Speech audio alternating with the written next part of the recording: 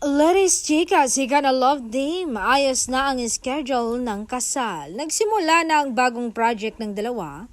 Yan ang chika sa amin ng Chismosa. Ang chika pa nakapag first week shoot na raw sila noong pangatlong linggo ng Marso.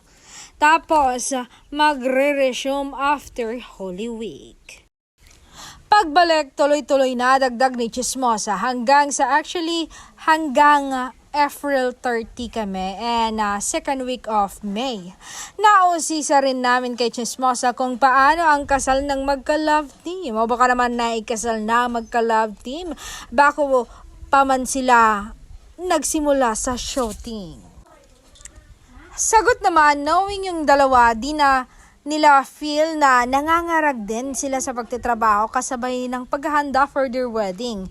Kaya baka sa last quarter na ang schedule ng wedding ng dalawa, yan ay kung di pa talaga sila kasal ha.